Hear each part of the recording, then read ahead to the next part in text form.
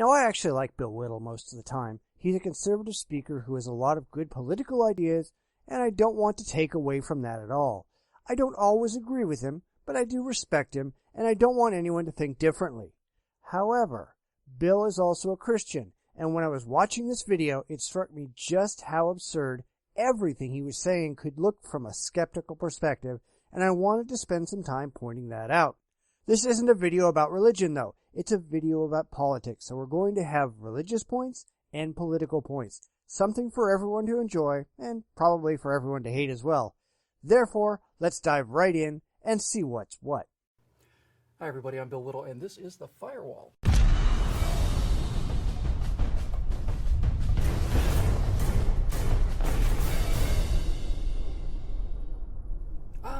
Progressives. You really have to, well, not admire them exactly, but if not admire them, then at least grant them a grudging respect for the tenacity of their beliefs. Because unfortunately for them, the socialist utopia, which they talk about all the time, is a cryptid, which according to Wikipedia's serviceable definition is, quote, a creature whose existence has been suggested, but has not been discovered or documented by the scientific community, unquote.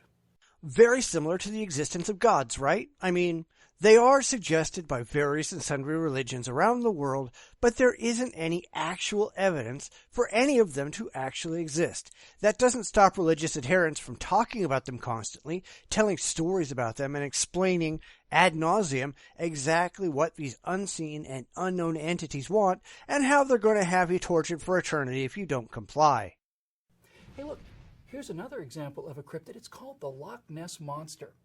Like the socialist utopia, the Loch Ness Monster requires a lot of magical thinking.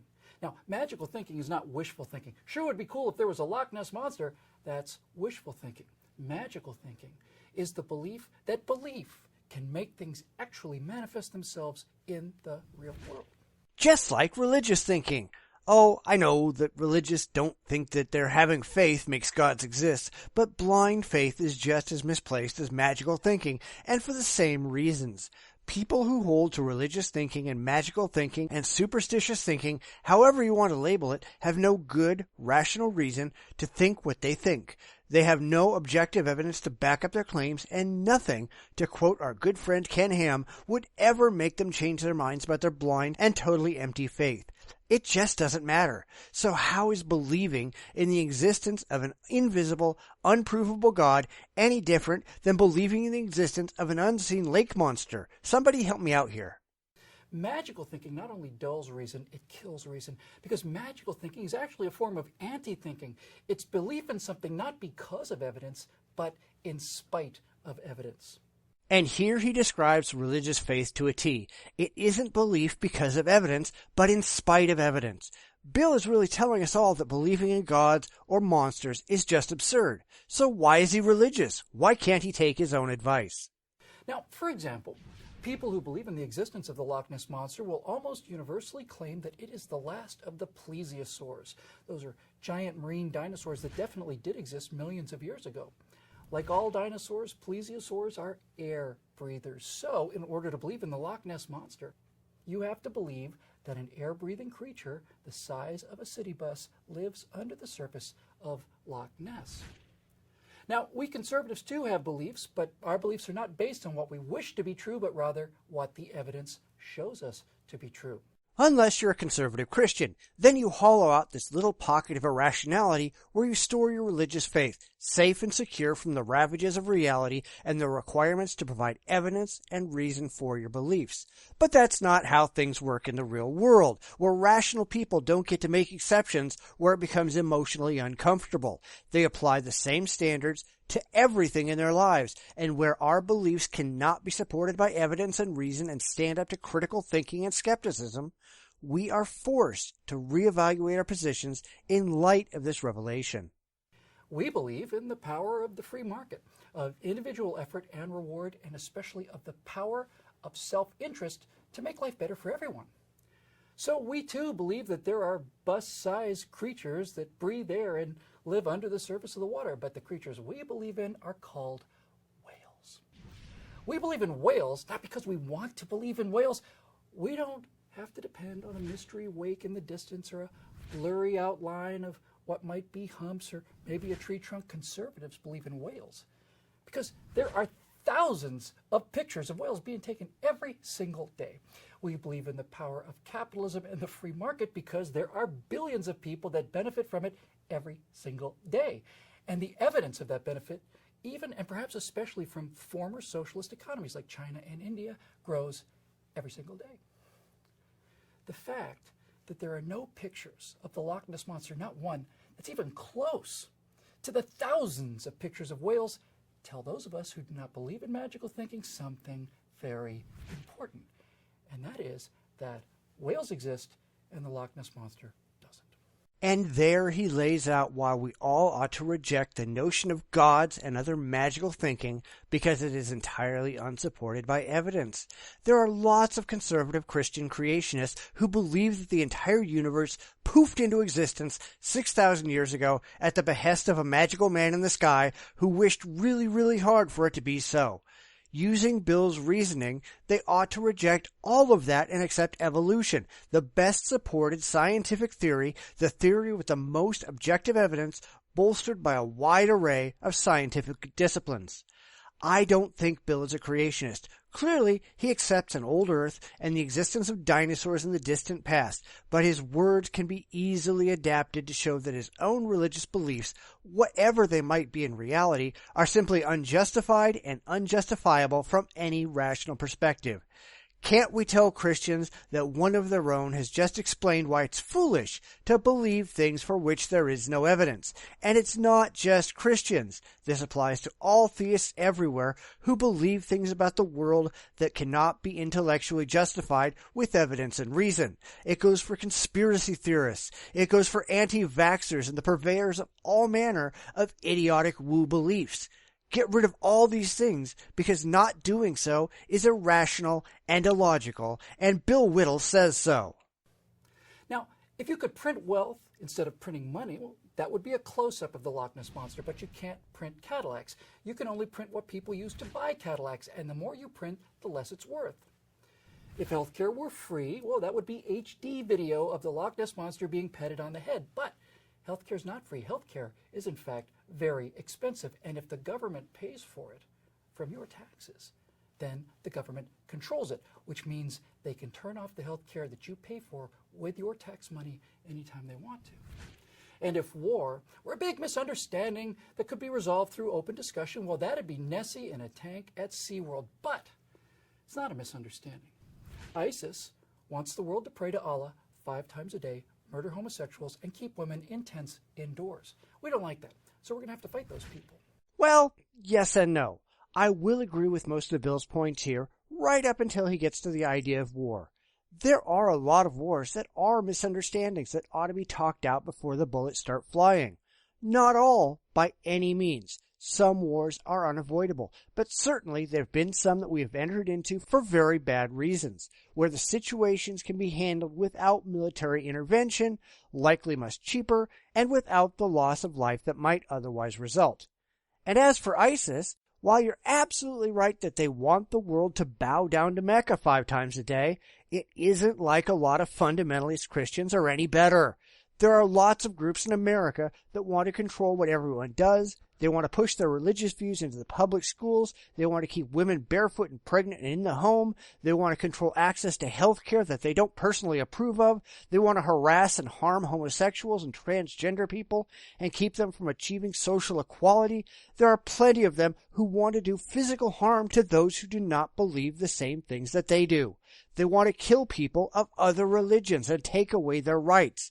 What keeps them from doing this in the U.S. is our constitutionally guaranteed secular society and government. We just don't let the religious engage in horrific actions without consequence, say like ISIS does in the Middle East. That's why there's been a push over the past couple decades from evangelical Christians to go to other countries that don't have that secular society and a secular safety net and push those societies to engage in the horrors against religious boogeymen. That's why Uganda, at the behest and pressure from American evangelicals, almost passed a law that put homosexuals to death. Pastor Scott Lively, the man most responsible for that near travesty, is now being put up on charges of crimes against humanity. Let's not pretend that Christianity is any better than Islam. It just isn't. Now, progressives, to be fair, say that the history of socialism isn't just the Great Terror of the French Revolution or the millions killed in the purges and enforced famine of the Union of Soviet Socialist Republics, or the mass starvation of maybe 50 million Chinese peasants in the People's Republic of China, or 7 or 8 or 10 million more teachers and doctors and musicians murdered in the progressive socialist takeovers in Vietnam and Cambodia, plus throw in a couple more million murdered by socialists, but progressive socialists, in Cuba and El Salvador and Nicaragua and Venezuela, etc., and so on. They say socialism can work without killing hundreds of millions of people, and to prove it, they point to places like Sweden. This is where we're going to start looking a little bit more at the political side, and yes, Whittle is right. Socialism and Marxism and communism really don't have a good track record in those places that it's been tried. The idea that everyone is equal always turns to the unfortunate reality that some people end up being more equal than others. We also see that a lot of these people do cook the books, so to speak, reporting only on the supposed good things that happen while ignoring all the horrors. And yes, I am well aware that liberals and so-called progressives can and have leveled the same charges against conservatives over the years. I don't think that we've seen a very good accounting of not only what happens, but why it happens and what causes it to happen, but that's probably the subject for another video at some other point in time. For many years, this was the best single piece of evidence for the Loch Ness Monster. It's called the surgeon's photograph. The surgeon's photograph was a hoax. And decades after this picture was taken, some researchers reproduced the hoax to show how it was done. And the shocking thing about it was that the little model monster that they used for that picture was only about this big. It's about the size of a duck decoy. And it's only knowing that you can now look at the surgeon's photograph and see what's wrong with it. The waves, they're too big and they're too smooth. They look like ripples. It's because they are ripples. The best evidence of the Loch Ness Monster was so poor that without magical thinking, people would have seen through it right away. Well, to be honest, the reason we know it was a hoax is because one of the perpetrators, Christian Sperling, admitted to it on his deathbed. There was a lot of skepticism toward the photo taken in 1933 by Colonel Robert Wilson, but there had been no serious work done on it by the skeptical community. Now that we know the truth, it seems rather obvious, but there were generations of fanatics who demanded that it just had to be real. In fact, there are still people out there who refuse to believe that the photo's a hoax. So strong is their faith in the Loch Ness Monster that any suggestion that it isn't real is met with rage and unswerving dedication. That sounds an awful lot like religion, doesn't it? Now, it is absolutely true that Sweden is a socialist country in the real world, but good socialism, as it exists in Sweden, is not real. Sweden has cradle-to-grave socialist benefits for a while, and only a short while. Because, like the Loch Ness Monster, Sweden, unfortunately, is a fake for two beneath-the-surface reasons. First, Sweden can afford to pay all of these benefits, free health care, free maternity leave, and so on, because the cost of defending Sweden is paid by American capitalist taxpayers. I don't want to hear about the few fighter jets or token troops that Sweden might have. All of the money made by all of the Swedes could not pay for Sweden's defense against the Union of Soviet Socialist Republics. Good socialism only exists because capitalists pay to defend the good socialists from the bad socialists. This is absolutely true. In fact, the majority of Swedish defense companies are actually owned by foreign countries. The UK, the US, Germany, and other countries own significant portions of most military defense contractors in Sweden and supply a large portion of the weapons that Sweden uses. Further, Sweden recognizes that their defensive position is quite poor, especially in light of Putin's recent westward push, and has therefore begun talks with India to collaborate on defense initiatives. It's really not all that impressive, to be honest. And Sweden and the rest of the socialist states is a fraud for a second reason. All of the European socialist states, all of them, they're dying. Socialism is an economic Ponzi scheme. You see, in order to pay for someone from cradle to grave, someone else has to do the work to come up with the tax money. As long as you have a pyramid, as long as enough young people are working at the bottom, then yes, you can afford these kind of benefits up at the top with old people. And sure enough, that was the case for several decades after World War II. But look, a stable society, not a pyramid, just a column, requires about 2.1 births per woman. 1 to replace the man, 1 to replace the woman, and 0.1 to take the fire challenge on Facebook. That 0.1 belongs to Darwin. They're not going to live long enough to have kids. Sweden's birth rate is 1.9. There are fewer Swedes every year. Norway's 1.9, Denmark is 1.7, Canada's 1.6, Japan is 1.4. Spain and Greece are both 1.3. These social welfare states are dying. Turns out, if the government gives people everything they need to live, well, they don't seem to want to live anymore. Not as a culture, anyway. They're all dying, all of them, and their welfare states are being propped up by importing workers from places like Yemen, where the birth rate is a robust 4.2. In fact, we should be familiar with this kind of Ponzi scheme in the U.S. Our Social Security system is largely set up that way. It isn't supposed to, but over the years, we've drained so much out of it, we've had our politicians steal so much money, that now we rely on young workers at the bottom to be shoveling money in one end so that retiring workers can get money out of the other. It was supposed to be that you got your own money back along with whatever interest the government investments brought to you. But that hasn't been the case for a very long time, and it's become a serious issue when the baby boomers became much more numerous than the generation that was supposed to be funding them. This is a massive problem, and conservatives, true conservatives, not the idiots in the GOP who wear the label yet act like hyper-religious fiscal liberals, recognize these issues. Now, unfortunately, these imported workers, many of them from Muslim countries where they still do want to live apparently, aren't Swedes no matter how hard Sweden tries to make them Swedes. So, blonde Swedish women no longer feel safe going out in a miniskirt, and for at least 5 years in neighboring Oslo, Norway, the percentage of rapes caused by that small Muslim minority was 100%. All of them. And this is the failure of liberal multiculturalism. It is a simple reality that the only way to have a truly cohesive society is to share at least some ideals, beliefs, or characteristics in common. When you start importing people from other cultures wholesale, when you start allowing people who have no skin in your cultural game to live side by side with your successful culture, you're going to have problems. Whether we like it or not, fundamentalist Muslims, not all of them by any means, but the extremists who have little or no problem with sexism and rape and treating women like property, they are going to be problems. That's not how things work in the West, by and large, and it's absolutely without question how it works in Muslim nations. Just letting somebody in with any kind of attitude, whether those attitudes or beliefs or ideas are compatible with your existing culture or not, is just asking for trouble. Now, not to pick on the Japanese, but it would be like the Koreans inviting a lot of Korean-hating Japanese to live alongside them, or the Chinese to invite a lot of Japanese who thought the rape of Nanking was a great thing to be their neighbors. I think that what the Muslims think and believe, and unfortunately do, are wrong. But I come from a Western perspective. The Muslims think the exact same thing about us, from their own perspective. Neither side is going to change the mind of the other, at least not in the short term. So until the two cultures can come to some kind of middle ground, there really is no choice but to keep the extremists from both sides from sitting side by side if you want to avoid violence and bloodshed. Bad socialists murdered at least 200 million people. Good socialists are committing suicide, and they would have been extinct a long time ago without American capitalism to protect them from the bad socialists. Now, the progressive utopia is the Loch Ness Monster of politics. It's a giant air-breathing creature that never surfaces for air.